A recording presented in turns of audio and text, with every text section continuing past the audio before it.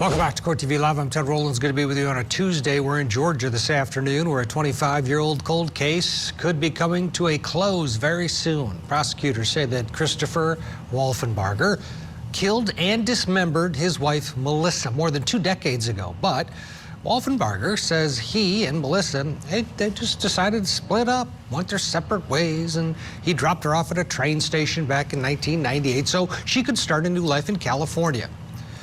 Well, she ended up dead, and her dismembered remains ended up near his workplace. Let's go into the courtroom now. We're going to get you caught up on some of the testimony that was unaired from yesterday.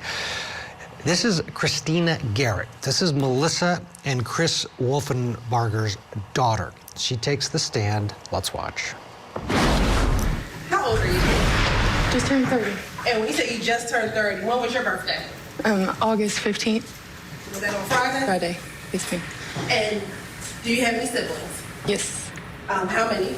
I have one full, one half, both brothers.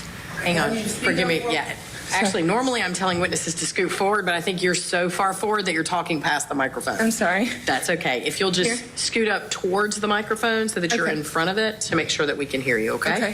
Thank you. Go ahead. All right, now you said you have one full brother. Correct. What do you mean by when you say I have one full brother? By the same mom and the same dad. And who is what's the name of that brother? Joey. And who is your mother and your father? Melissa and Chris Wolfenbarger. And how old is Joey? Turned 29 on July 5th. And what year was he born? 1996. And then you have a second. Is that a half brother or sister? Half brother. What is his name? Alias. And what year was he born? 2006. And do you all share the same father? Correct. Are you the oldest? Yes, ma'am. Are you currently working? No, ma'am. Have you previously worked? I have. What type of work have you done? I was a server at a steakhouse, and I worked in hotels briefly. Are you married? Yes, ma'am. And do you have children? Yes, ma'am. How many children do you have? 3 boys. Now, were you raised by Melissa Wolfenbarger or Christopher Wolfenbarger? Christopher Wolfenbarger's parents raised me. And what are their names? Kathy and Alan. You said these are Chris's parents? Yes, ma'am.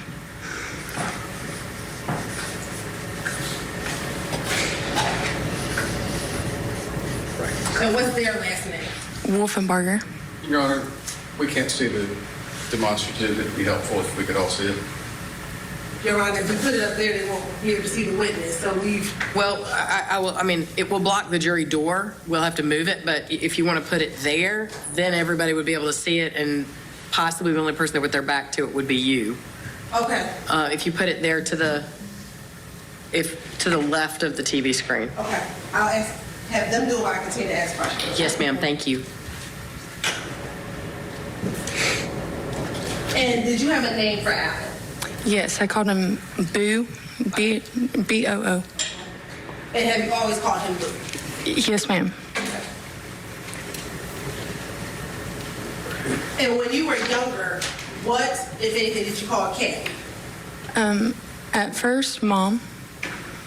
And at some point in time, did that change from calling her mom? It did. We'll get there. When you were younger, who did you think was your biological mother? Chris's parents. Did you think that Alan was your father as well? Yes, ma'am.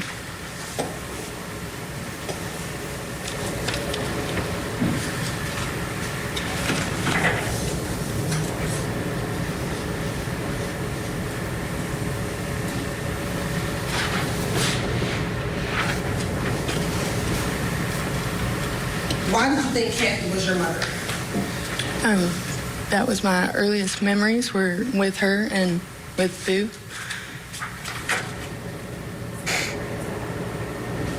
When you were younger, did anyone ever tell you that Kathy was not your biological mother? No.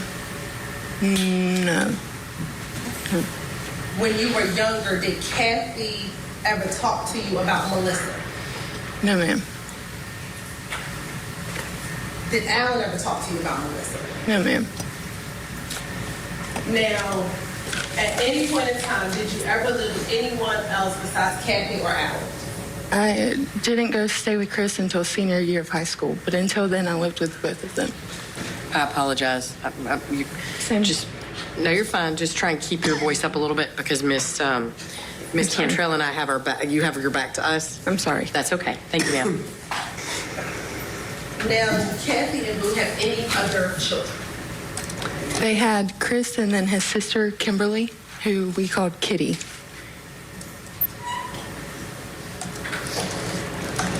Who's older, Chris or Kitty? Chris. And you said Kitty's name is Kimberly? Kimberly. Yes, ma'am. When you were younger, who did you think Chris and Kimberly struck at? What relationship did you think that Chris and Kimberly were to you? Older siblings.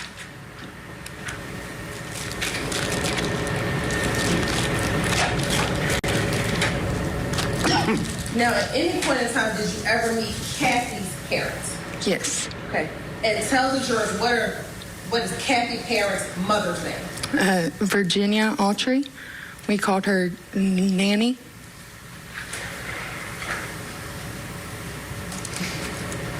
And then what is Kathy's father's name? William Autry. We called him Papa.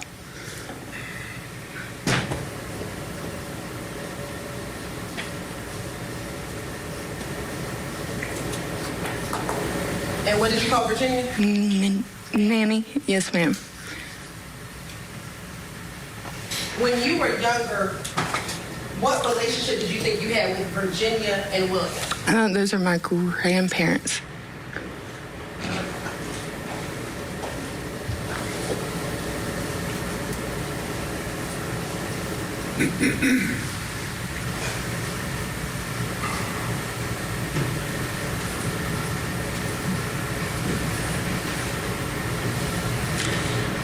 Excuse my grammar. You're totally fine. Now, when you were younger, did you have an understanding of the term great-granddaughter? No, ma'am. Had you heard that term? I would hear my nanny tell other people that I was her great-granddaughter. And what was your But not ever understanding did. of what Nana was telling other people?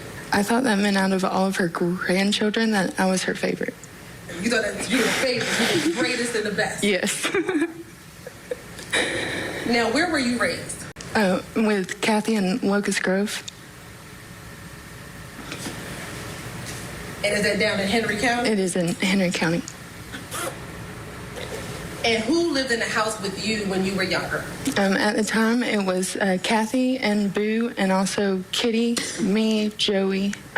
Kitty was also with a man named Philip, and they had a baby, Tristan. Let me write all that. Sorry.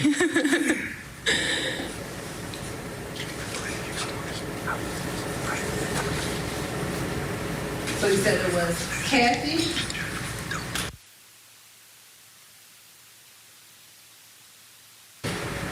what was Kitty's boyfriend? She was with a man, Philip, and they had Tristan.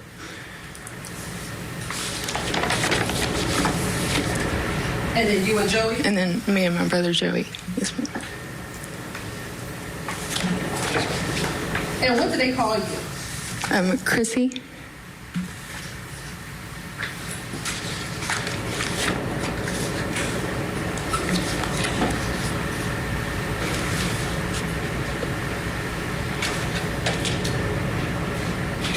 Now, your Nana and Pawpaw, where do they live? Stockbridge. Now, to your knowledge, when you were younger, did your family have property in the city of Atlanta? Yes. How did you become aware that your family had property in the city of Atlanta? Nanny and Kathy would take us up there to check on the properties. Do you know where the property were? Brookline, off of Avon Avenue. Do you know how many properties that they have on Brookline? I know of at least 3. All on Brookline? Yes, ma'am. Across the road from each other. Speak up, please. I'm sorry, across the road from each other.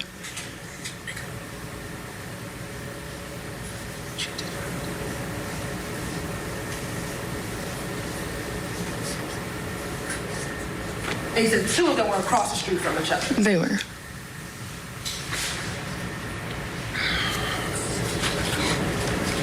Did you have any family that lived in any of those 3 houses? As far as I know, it was only family in the house. Only family. Who lived on Brookline? What family members? There was Nanny and Papa's first son, Ricky. Okay. One of Nanny's brothers. Do you know the name? It was either Roy or Troy. They were twins, and I'm not sure which one of the twins. Anyone else? And then my parents had the other property. Your parents had the other property. Mm-hmm. And we say your parents, talking about Melissa and Chris and Melissa, yes, ma'am.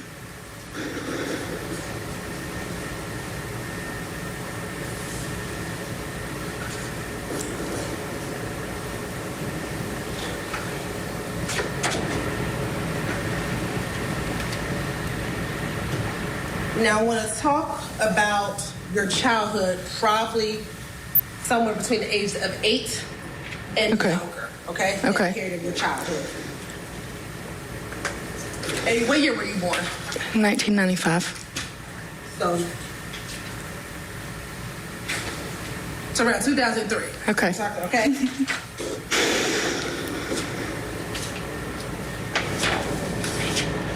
What was your relationship like with Chris? I didn't know him at the time until he came to visit Kathy at her Locust Grove house. You said you didn't know him at the time? No. Okay. And you said not until he came to visit at Kathy's house? He came to talk with Kathy. I'm not sure what for, but they were just talking, and I happened to be there at the time. When he would come over and talk to Kathy, would he spend time with you? Very little. Your earliest memory about how old do you think you are? Would have been about 5.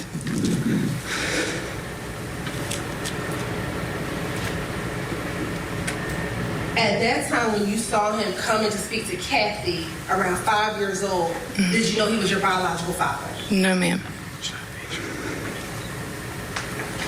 At any point in your childhood, between 5 and 8, did you come to learn that he was your biological father? Yes, I was told by Kathy he was my dad after that visit.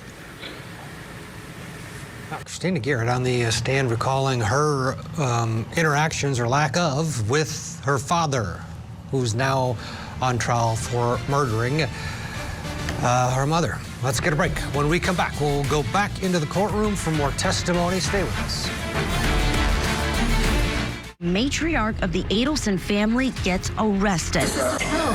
Donna Adelson is facing charges of murder, the death of her former son-in-law, Dan Markell. Prosecutors say a bitter child custody battle was the motive for the murder-for-hire plot. Now that Donna has turned into a defendant, what's next for the Adelson clan? Now that the ship is really sinking fast, blood doesn't matter that much. The Matriarch Mastermind murder trial.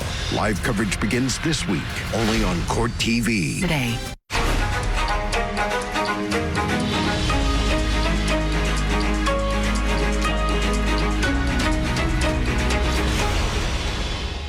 Welcome back to Court TV Live. We're in Georgia for the killer daughter's murder trial. The defendant here is Christopher Wolfenbarger. He's accused of killing and dismembering his wife, Melissa, more than 25 years ago. The defense says, well, Melissa's serial killer dad, Carl, might have done it. He was convicted of 5 murders back in the late 70s. Something for the jury to think about. But this witness on the stand is the daughter of the defendant. And the daughter didn't have a relationship with the defendant, even though the daughter was being taken care of by the defendant's parents. One would have to wonder, what is it about the daughter that the dad didn't like interacting with? Was it thoughts of the mother that he allegedly chopped up? Possibly. This witness could go for a long way for the state to help prove that the person at the defense table is the actual killer. Let's go back in, pick up more testimony from Christina Garrett. At that time, once you learned that Chris was your father, did you know who your biological mother was? No, ma'am. Did Kathy or Chris ever explain to you at that time who your biological mother was? No, ma'am.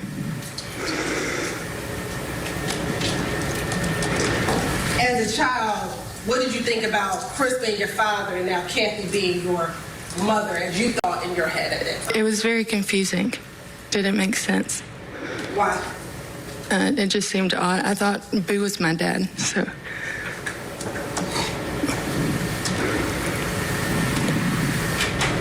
Now, do you have any memory of Melissa? No, ma'am.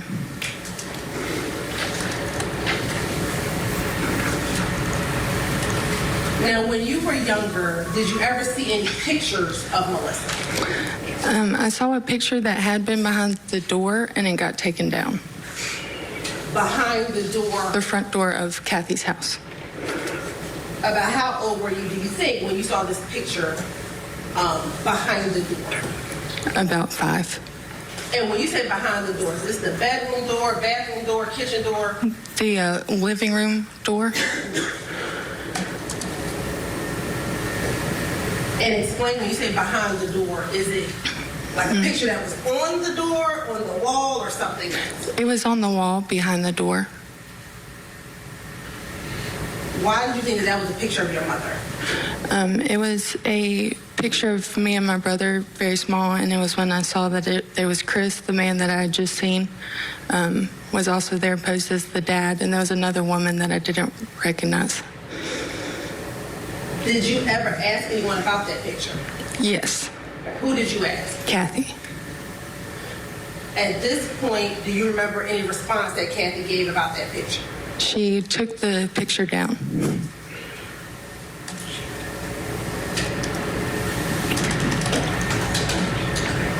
Before taking the picture down, did she explain who the lady was in the picture? No, ma'am. Did you ever see any other pictures with that lady between that age of 5 and 8? I found them probably closer to being 8 or 9 in Kathy's closet. When you said they were in Kathy's closet, describe to jury what you're talking about. So in the top of the master closet, it was a walk-in closet. She had lots of photo albums. So I pulled some down, started going through the pictures, and saw a lot more pictures of the same woman that had been in that picture. And when you saw these photos of that same woman, what did you do? Wanted to go to Kathy and ask her about them. And did you, I'm sorry. Just that she packed them up. She didn't want to talk about it. So I understand clearly, after you saw the pictures, you went and asked Kathy about those pictures. Yes, ma'am. Did she ever give you explanations as to who that person was? No, ma'am. What did she do with the pictures after you asked her about them? She took the photo albums and moved them to a shed in the backyard. So then removed them from her closet and taken them outside of the house into a shed. The shed was actually a locked shed, and the key to the shed was in Boo's room, separate from the master room. After she took those pictures and put them in the shed and locked them, did you ever see those pictures ever again? No, ma'am.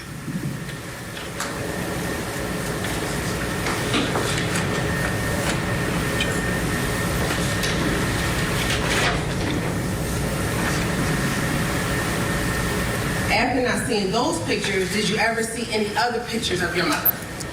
I did get some pictures from Nanny. She had some at her house, but she let me have copies of them. You said she did let you have copies? She did.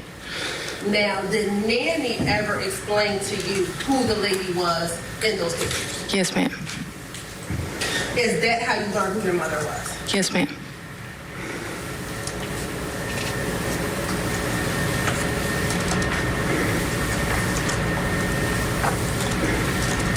Without telling me what Nana said, was Nana ever able to tell you about the relationship between your biological mother and Chris? She explained it was very troubled.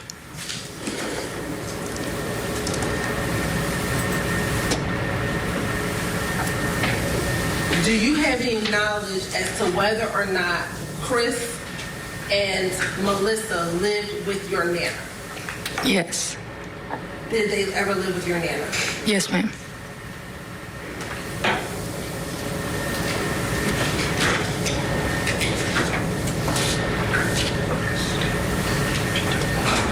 Now,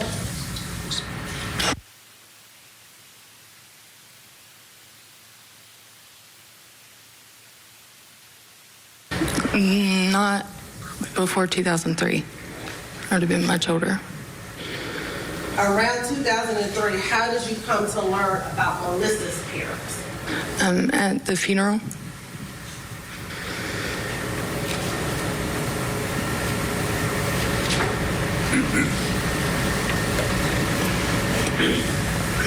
When you say the funeral, what funeral? Melissa's funeral.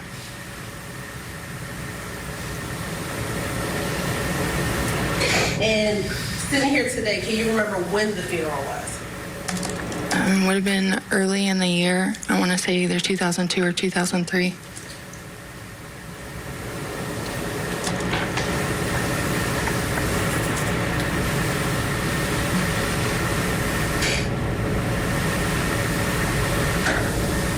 Did your Nana ever talk to you about Melissa's parents? Yes. If we're talking about 2003, did Nana speak to you about Melissa's parents before the funeral or after the funeral? It was on the way to the funeral.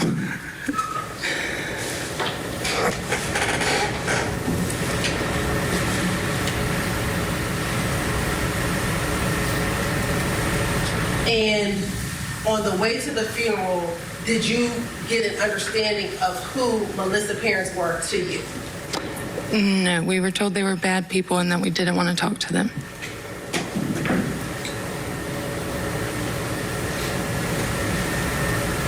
And who was relaying this information? Kathy and Nanny.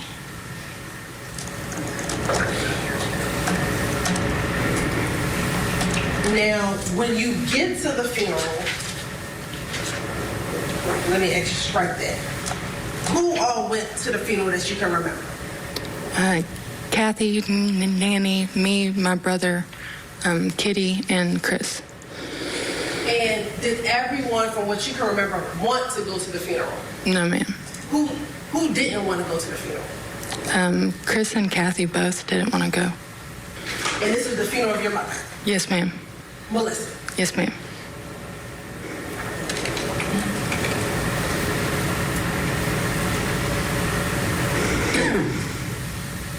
Now, once you got to the funeral, strike that, I'm making that inference. Did you get to the funeral? Yes, ma'am. Once you got to the funeral, did you see the individuals identified as the Pattons? Yes, ma'am. How were you made aware that some people there were the Pattons? They were sitting on the front row. And seeing them, was that your first time ever seeing any of the people identified as the Pattons? I realized I had seen Norma Patton before. How had you seen Norma Patton previously? She showed up at Kathy's front yard asking where her daughter was. So this funeral was in 2003. About how much time before had Norma shown up at Kathy's house looking for her daughter? It had been about 2 years at that point. Now, going back to when we call her Norma, Yes, ma'am. when Norma showed up at the yard looking for her daughter, can you tell the jury what you remember about that? Yes, we had just pulled in ourselves, so we were getting out of the car, and another woman pulled up, parked on the road, and got out and was yelling at Kathy, asking where her daughter was. Object to hearsay. You're right. I'm not offering it for the truth of the matter, sir. I'm offering it. All right, boy, this Christina Garrett has a photographic memory of back when she was young. Let's bring in Joseph Tully. He's in San Francisco, criminal defense attorney. What do you think of this witness for the state's case? I think she's very sincere. Your heart goes out to her because of the circumstances that she was born into with her family. She's just, I think, a very good witness, very likable. And as you said, her memory is very, very keen, which it's interesting that at such a young age, she can remember such important things, but the details that she's giving makes her very credible. So I don't doubt her being credible and what her memory is. So I think this is a great witness for the state. Yeah, I agree. Her, just the way she's delivering it, too, to your point, extremely credible. Doesn't have an axe to grind, even though she's telling the absolute truth. It's like right out of central casting. If you were a prosecutor, mom probably looking down on proud of her daughter, even though she doesn't remember mom. It's a heartbreaker, that is for sure. What's your overall take in this case now that we're getting closer to the state wrapping it up? I mean, this bar that they have to get over, the serial killer dad in the mix and the 25 years of cold case, are they getting there? Are they getting close? It doesn't seem like they're really approaching it. And I've been kind of doing research on this, preparing for the show today. And I think the state is going to highlight that there is a distinction between a hitman and a serial killer. And, a serial killer picks her own victims. A hitman gets the victims chosen. A serial killer kills for satisfaction, their own personal satisfaction. A hitman kills for personal gain. And so the father here, Mr. Patton, was actually more of a hitman from what I can determine. And I think that the government needs to get rid of him as a suspect here. And they need to highlight, look, this guy was a bad guy, but he was a hitman. His crimes were, had these characteristics, and this is completely different. And I don't think the state has touched that yet. Good point. Yeah, that he's not going to take a hit, or he's not going to enact a hit on his own daughter, because it's emotionless. One would argue a hitman versus serial killer. Great point. I don't know if the state's going to go into that, but we'll see. Let's get a break. When we come back, let's get more from Christina Garrett. What a witness, boy, for the state of Georgia. They need someone like this to help put the blame on the person they believe killed Christina's mother, Melissa. Stay with us. .com.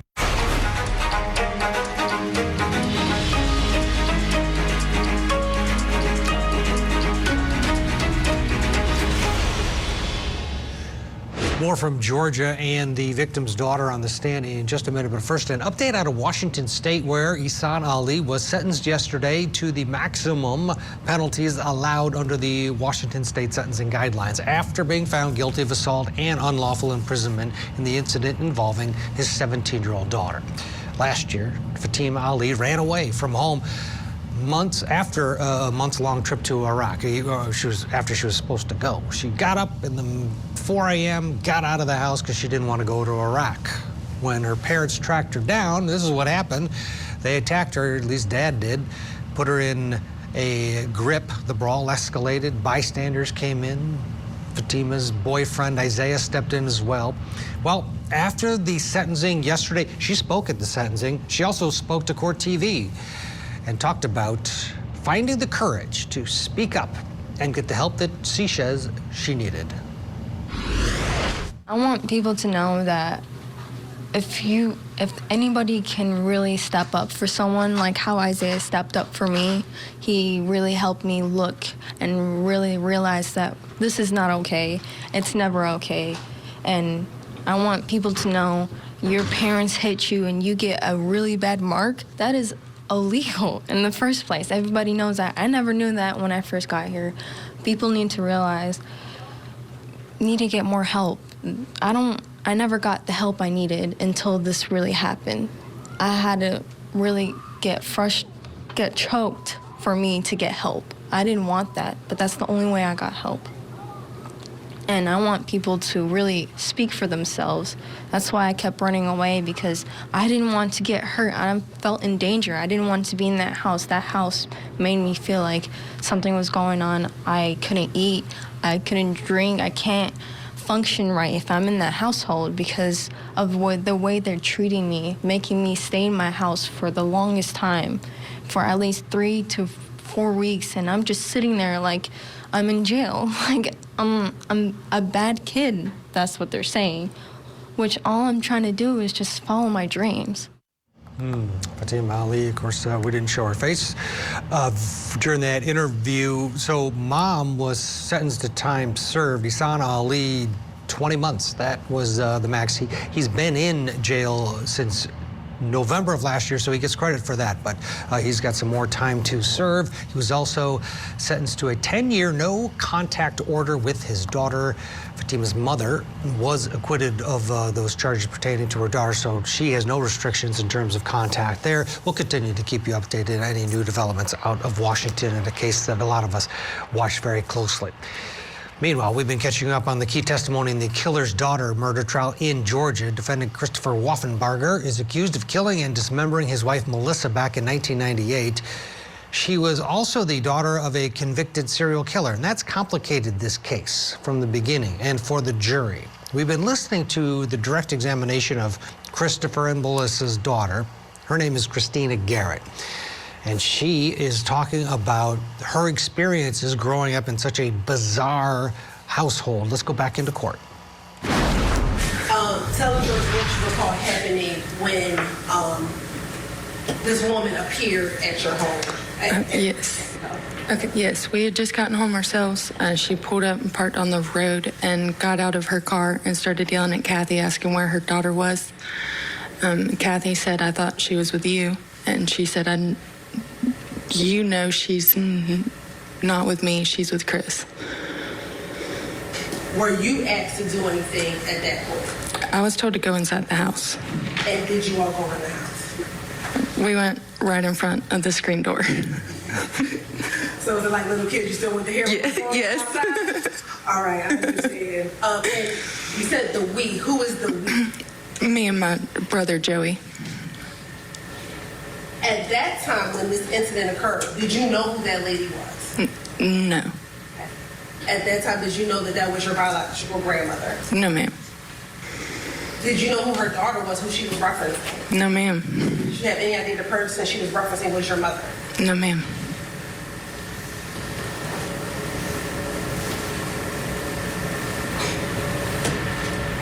And even after that incident, did Kathy ever explain to you who this lady was to you? No, she said she was confused.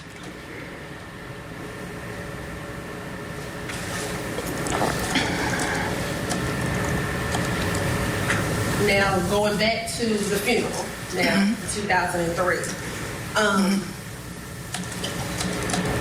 I believe you said that it was at the funeral that you now made the connection that this lady who's at the funeral is this lady that you had saw a few years prior. Yes, ma'am. At the funeral, did you ever have the occasion to speak with that lady? No. You said that they were all sitting on the front row. Is that a yes? Yes, ma'am. Sorry. Did you speak to any of the people that were sitting on the front row? Not that I remember. And I should ask this, were you all in a church, a funeral home, something else we don't remember? No, it was at the cemetery. Now, at the time, what was your understanding of the service that was happening? We were told it was a celebration of life, not an actual funeral. And that the casket was empty. And was there a casket there? There was.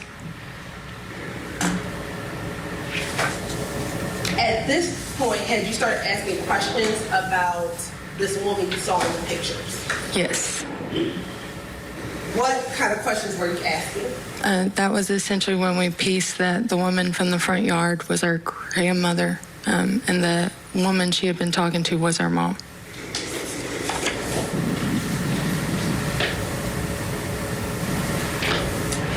And at this point, do you ask Chris or Kathy about your mom? Yes. And what's Chris's response when we start asking about your mom? That she left. She was on her way to California.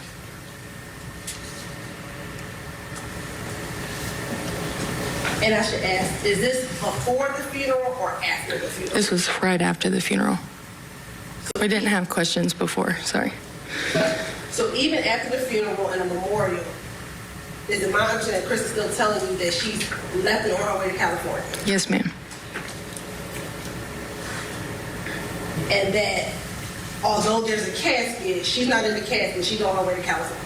Right. As a child, what were your thoughts about that? It was very odd. We had been to funerals before, but they weren't exactly like that. Normally there was like a visitation before, and then you went to the cemetery. So it did seem different than other funerals we had been to. But we had never been told that the casket was empty when we went to other funerals.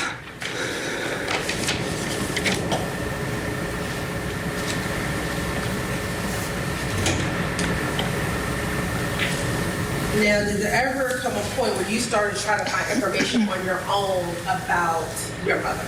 Yes, ma'am. What did you do? I went to Google.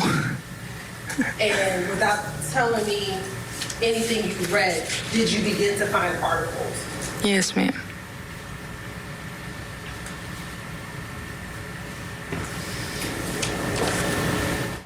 All right, we're going to slip in a commercial break. We'll get more of Christina Garrett on the stand, the daughter of the victim in this case, Melissa. Back after this with more testimony from Georgia. Stay with us. Are you not entertained? Friday nights, the WNBA is on Ion. The Lynx battle the feet. Thrills it. Then, the Valkyries take on the Mercury. Coverage begins Friday night at 7. Find Ion wherever you watch. Ion, it's on. These are the cases that captivated the world. Couldn't keep my life straight. They were killed by their own children. That challenged the legal system and ourselves. Court TV, Legendary Trials. Oregon.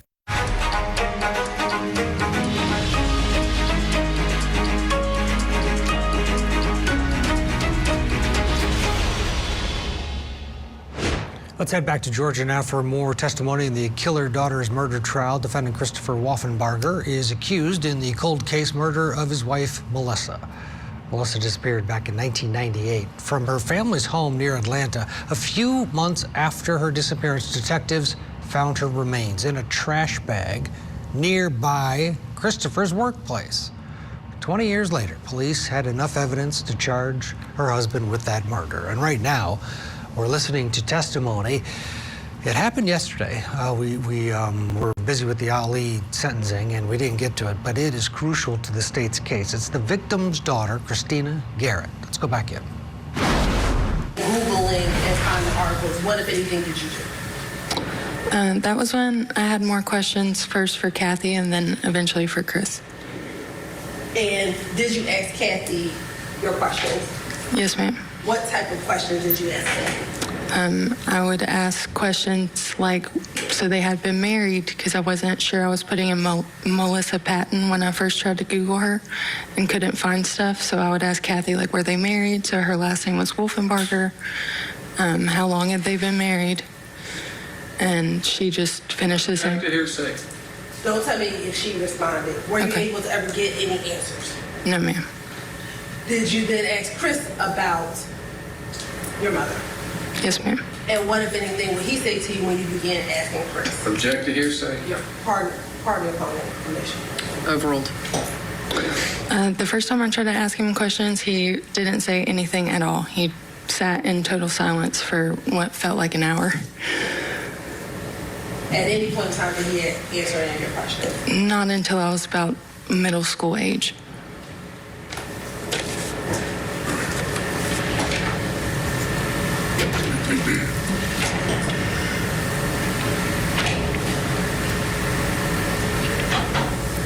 Now, what happened around middle school when you would ask Chris questions? Chris had a new baby. That's when Alias was born. He had gotten with Crystal and had Alias. Now, did you ever ask Chris about locations where they may have stayed or where she may have been or anything like that? Yes, regularly. Tell the jury like the type of questions you would ask. I would ask questions like, where was she staying? Where was she working? like he would say she would run off. So like, where would she run off to? Never was told a location though. So when you would ask detailed questions, will he ever be able to provide you detailed answers? No, ma'am.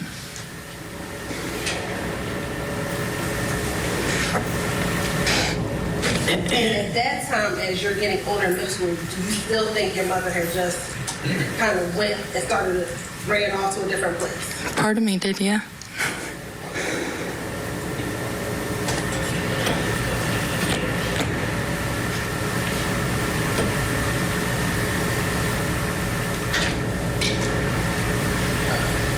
Now, you said around middle school, did your relationship, prior to this, what was your relationship like with Chris? We didn't have much of one, to be honest.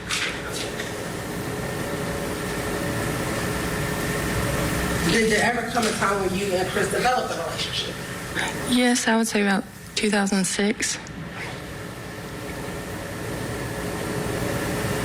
Can you describe to the jury how did your relationship develop around 2006? For several years, he had been living down in Savannah and then again in Dublin. So just because of the distance, we wouldn't see him very much. But about 2005, he moved back up towards Henry County and then to Griffin. So we saw him a lot more often.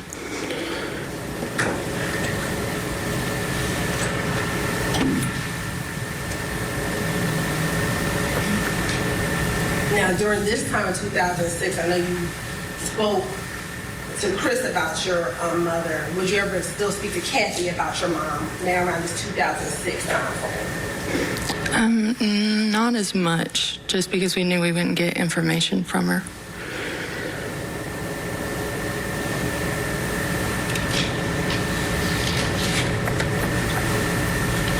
Now, did you ever live with Chris? My senior year of high school. Why did you end up living with Chris? Wound up fighting with Kathy pretty regularly by the time I was in high school. And so at the time I was 17, I was like, I can figure it out from here. And Chris actually met me at a Waffle House and asked me not to do that, to stay with him until I turned 18. And did you stay with him until you turned 18? I did.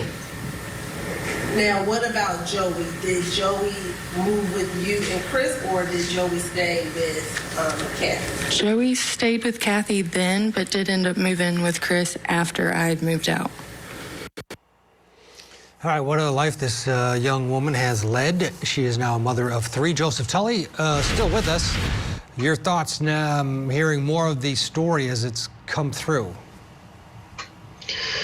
It's definitely a bizarre family history here, but it's all part of what the state has to prove. The state has to prove the history of what happened in the family dynamics in order to really get to the case, to lay the foundation for the theory of their prosecution here. So I think, as we discussed before, this is a really good witness, very credible. You like her, you feel empathy for her because of where she's coming from, the family that she was born into. So the state a lot of times has to be slow and plodding with what they do. Defense attorneys can be quick and dynamic.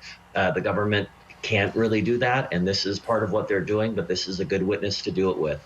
Yeah, and a juror that's thinking, yeah, I think this guy might have done it. Boom, the defense is going to hit him again with, yeah, but what about serial killer dad? This is a tough case, is it not? It is, because it's so weird. I mean, there is a father here, serial killer dad, who was involved in and convicted of multiple murders. So it's definitely a lot of other suspects. Yeah, the total X factor, along with the time that went by. It's a cold case as well. Joseph Tully's going to stick with us. We're going to get a break. More testimony in the killer daughter's murder trial out of Georgia when we return.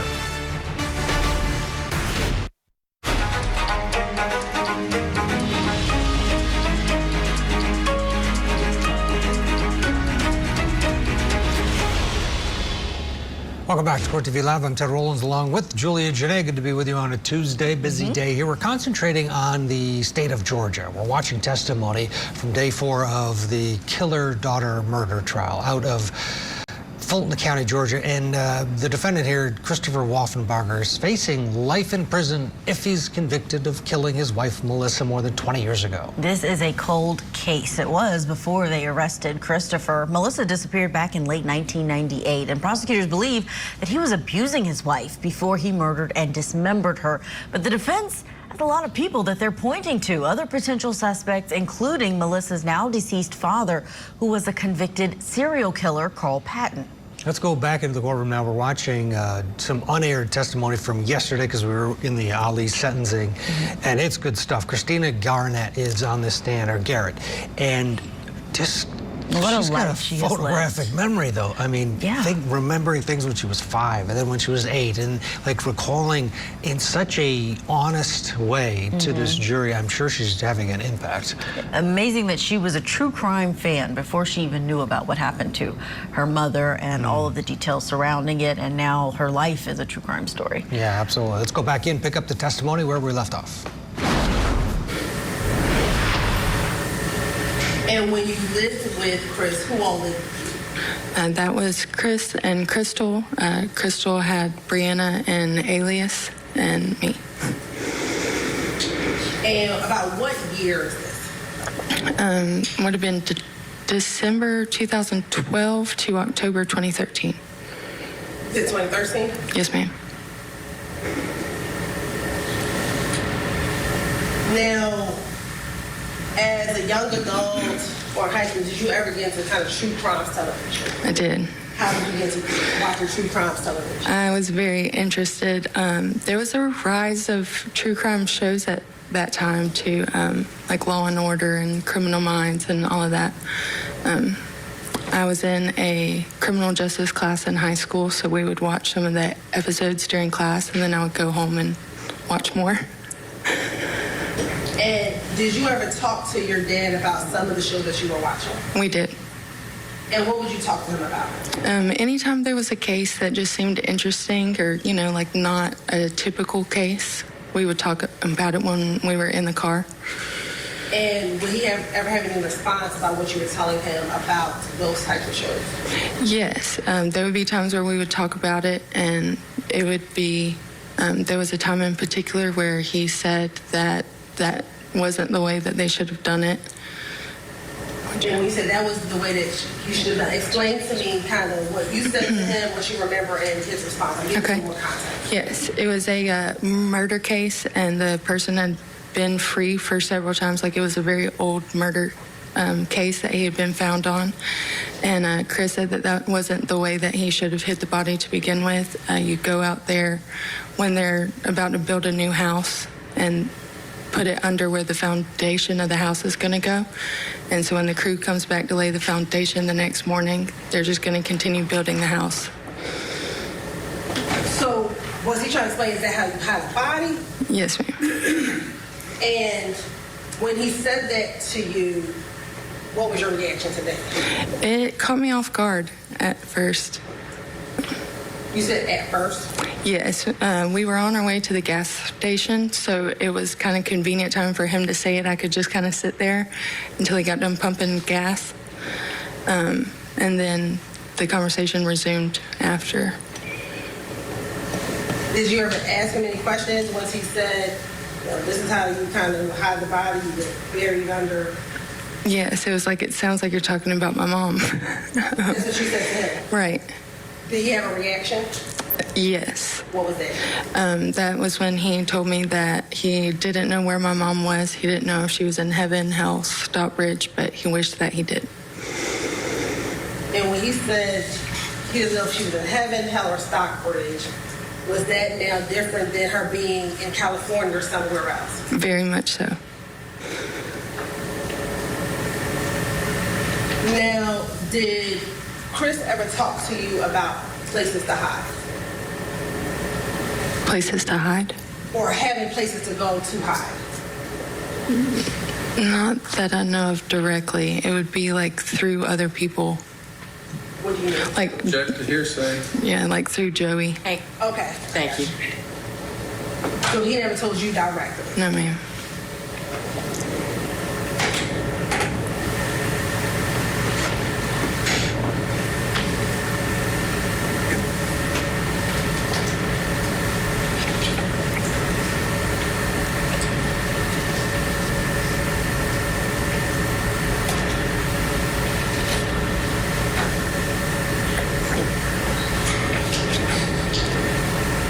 Do you recall ever talking to some law enforcement about kind of conversations with your dad?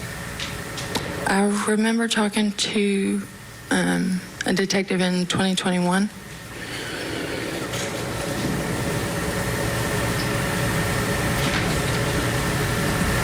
And do you recall if you ever talked to them about some of these things that your father would say? Yes. Objection. Mr. McDermott, what's the basis of the objection? Withdrawn for the moment, Your Honor. Okay, thank you. And do you remember talking to them about your father telling you about having places to hide or knowing where to go to have places to hide? Correct. In 2021, I can't recall, I'm sorry. Or in any kind, how many times do you think you spoke in with law enforcement? And I'm talking about the prosecutors, police. Several times since 2021, yes. Do you remember in any of those conversations ever telling police that your father would tell you that he had places to hide or he would know where to go and hide? Sorry, no. Sorry.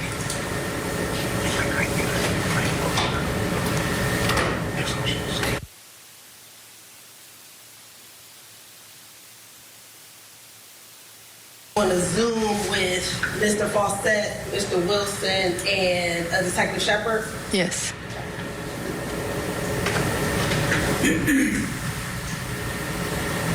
And do you remember maybe a phone call in maybe about 2015 with a Sergeant Lacoste, a telephone call? I did make a phone, yes.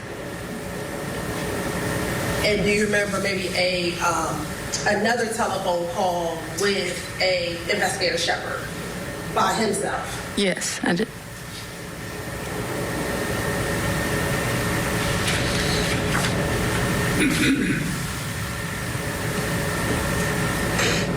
And I want to make sure I'm accurate. Is it that today you don't remember having any conversations in any of those scenarios about Objection asked and answered. Overruled. about Chris talking to you about having places to hide? I'm sorry, can you ask me that one more time? I'm sorry. No problem. Is it your testimony, I want to make sure I'm clear, that you don't remember in any of those conversations talking to any of those individuals about Chris having a place to hide? Or telling you that? The most that I can remember is him saying he could get away. Okay. What do you remember about that? Just that he was able to get away. Is that the only thing he said, or is there more context to that statement? I remember like when he got his license in 2013 and he came back home to show us the license, it had his old address on it. And he said during that conversation that when they come looking for me, they'll go to East McIntosh, not Liberty Circle. And he said when they come looking for me, did he ever talk about the who or the they that they were referring to? No, ma'am.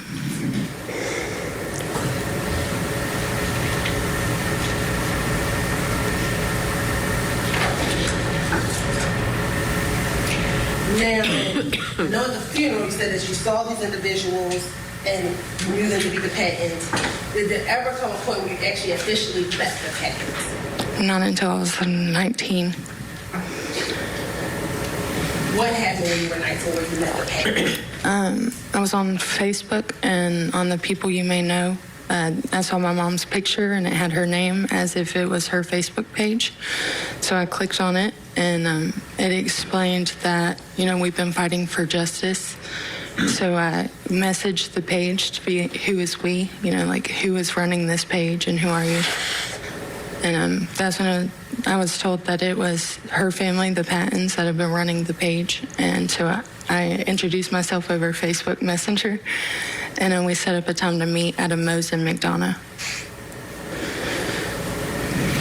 And when you met at the Moe's in McDonough, is that the first time at 19 that you'd ever really met the Pattons? Right. Who all was at that meeting? And that meeting was Norma Patton, Tina Patton, her son, JC, and her daughter, Kimberly. Whose son and daughter is JC? Tina Patton. And at that point, did you recognize anyone of those individuals? Yes. Who did you recognize? I recognized Norma from her car in the parking lot. It was the same car. The same car from when? From when she stopped out front of Kathy's house, from the funeral, it had been the same car the whole time. And about what year is this that you're 19? That would have been 2014. So she had the same car in 2003. Yes. Gotta hold on to the cars.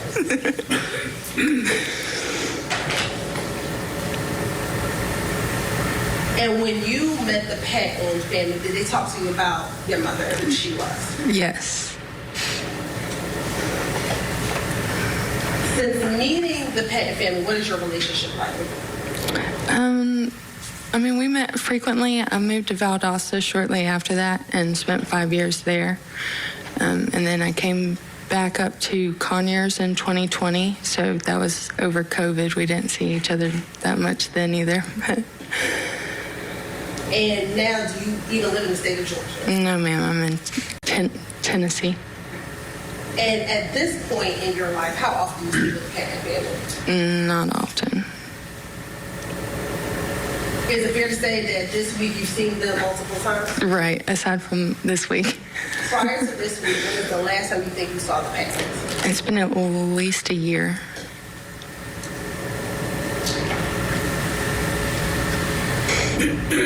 Prior to this week, when was the last time you spoke to anyone in the Patton family? Last would have spoke to Norma Patton, and that would have been several months ago. And out of everyone, Norma, Tina, your cousins, who do you speak with the most? Norma Patton.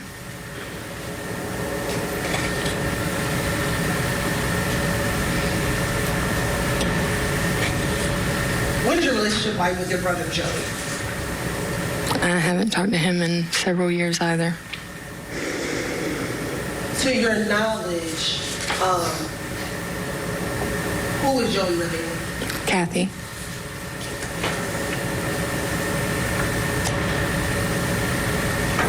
Do you have any knowledge of Joey's relationship with the Pattons? I don't think he has one. Now, when I first asked about Joey, to your knowledge, what is Joey's relationship like with the Wolfenbargers? As far as I know, he still talks to him. And he still lives with Kathy?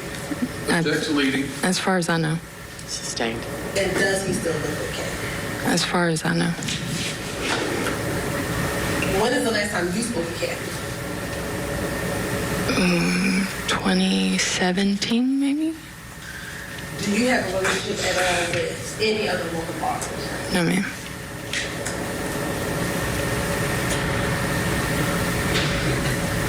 Just time-wise, when is the last time you spoke to Chris? 2013. I think I saw him once in 2017. And you have a current relationship with Chris? No, ma'am. Indulge us for a moment. Sure. All right, Christina Garrett, I love that witness. The family dynamic here is just fascinating. You called her detailed. Memory and attention to detail is incredible. It's it's full of detail, but with this like honest delivery. You know, it's not just true memories. Like she just has a very good memory. All right, let's get a break. When we come back, we're going to see the cross-examination. How do you handle this witness if you're the defense? You're going after the defendant's daughter? To what extent? We'll find out next.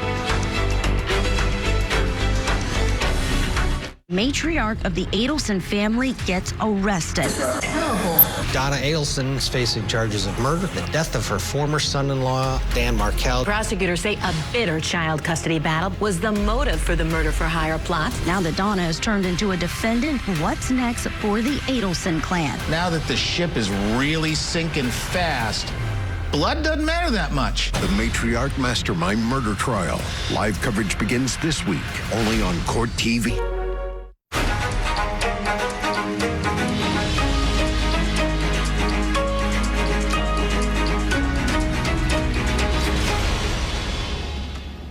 Welcome Welcome back. We're heading back to Georgia in just a minute, but first a quick look at some of the other cases we're tracking here on this Tuesday at Court TV. In Tennessee, we have the final suspect in the murder of Memphis rapper Young Dolph. He is now on trial. Prosecutors say that Hernandez Govan was the mastermind behind the fatal shooting that killed a beloved rapper who was from that area.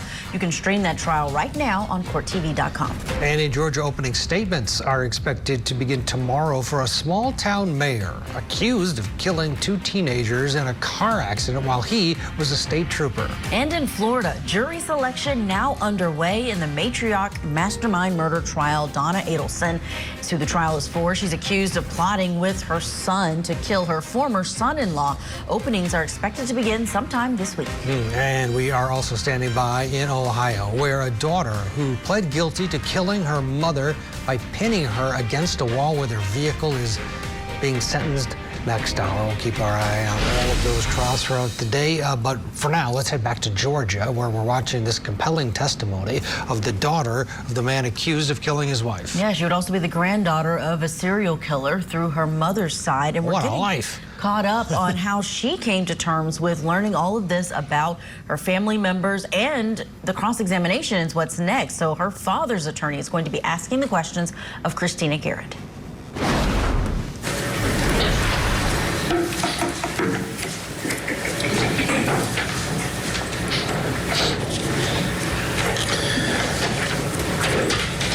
Christina. Yes, sir. You said you're 30 years old now? I am. Oh, and happy birthday. Thank you. And you live in Nashville? South of Nashville. Okay. Yes, sir. And you went to college in Valdosta? I did. What degree did you get? I didn't. Oh. Got a Mrs. degree. Uh-oh. An MRS degree, right? I've heard about those. Yes. Where do you work currently? I don't. Okay. Fair enough. You talked about going to your mother's funeral, and did you say that you saw the Patton family there? Just saw them sitting in chairs. And you didn't know who they were at the time?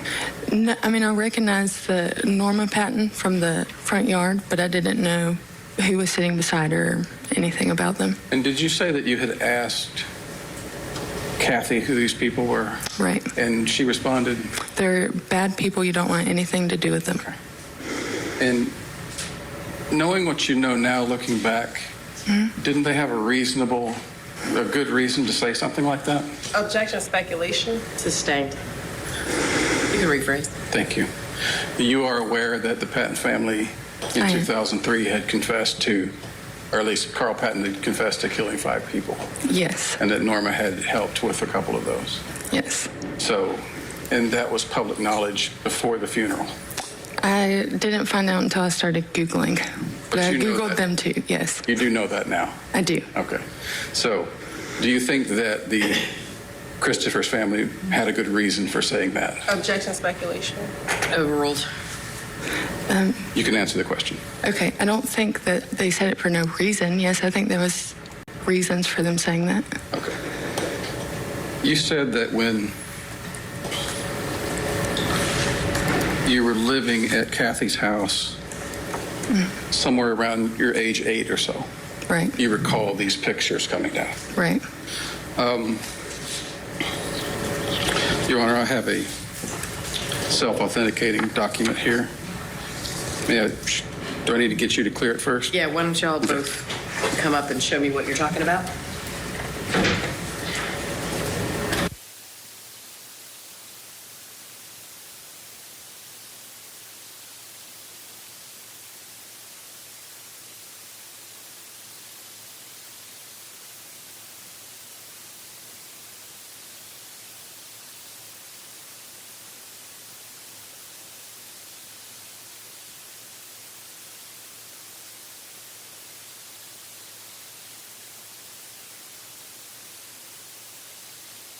So, yeah, my understanding is, I think it would be helpful. I understand you've represented that it's self-authenticating, but if you'll just give a general statement of what it is, and then Ms. Hilton can put any objection she has on the record. So I have a copy of the application for divorce and the court's order granting a divorce to Christopher Wolfenbarger from Melissa Wolfenbarger in the year 2002 in the Superior Court of Liberty County. Any objection, Ms. Hilton? No, just what's the defense exhibit number? What's the number? I believe it's 7. Okay, defense 7 is admitted. Go ahead, sir. You said this is from 2002? I'm showing you a document now. Okay. And you can, I should have highlighted it to make it easier, but can you read the file stamp date on that, please? Filed, it looks like, I can't tell the county that it says, but it says filed county clerk office the 2nd of January 22. That's what I'm asking. Okay. Good job. So this was January 22nd of 2002, correct? Yes. And you would have been about 7 years old? Correct. When this happened? So the pictures were coming down in in Kathy Wolfenbarger's house roughly around the time Christopher Around that same time. had completed his divorce? Correct. Okay. I don't have any further questions for this witness. Thank you. Ms. Hilton, anything else for this witness? Nothing from the state, Your Honor. Okay, thank you, ma'am. All right, defense does not grill the daughter much at all, just uses her to say, make a point that, all right, they took those pictures down not because you were asking questions as a little kid, it was because this divorce was finalized. Right. Joseph Tully, what are your thoughts? Strategic move there by the defense not to try to undermine what was a fantastic witness in terms of honesty and clarity. Sure, they did a good job in not attacking her. That would have been a really bad move. So when you don't want to, I guess, ruffle any feathers, you get in, you get your points, and you get out. One of the seeds that they planted, though, was to start sowing the seeds of doubt regarding the Pattons, that they were bad people. The father was confessed to 5 different murders, and the mother confessed to helping him. So that seed was sown, and I guess they'll get into it at further witnesses. Joseph, what do you think about the order of witnesses here? We had Norma Patton, the grandmother, the one who admittedly was an accomplice to her husband in the serial killings. She came first, and she had a lot of good information about the disappearance of her daughter, when it happened, the abuse she said that she suffered at the hands of the defendant, but she had a lot of problems, too, in terms of what was able to come out on cross. And now we have this granddaughter of this woman who is saying some positive things about her, the first time she met her and how things evolved. Do you think that that was intentional in terms of bringing her in right after her grandmother? Yeah, so what I've noticed in prosecutions, sort of like that you grow up and you hear things about the nightly news, if it bleeds, it leads. They go with the most impactful witness that they have at first, the most emotional, impactful witness they'll put on the stand first. And she, as you said, she does have a lot of problems. So maybe that they'll be hoping that the good things about her will stick throughout the trial, that they can support her, that they can back up that testimony throughout witness after witness after witness. And the good things that she's said, for the prosecution will stay, and the bad things will kind of wash out over time, such as with this witness, she's supporting some of the prosecution's narrative, and you're kind of thinking less and less about the mother's problems. Yeah, I mean, because the images of Norma mopping up blood at the house is a problem. After someone got shot in her living room, I mean, just being able to say that to the jury, I don't know if they're going to take a lot of what she says to heart.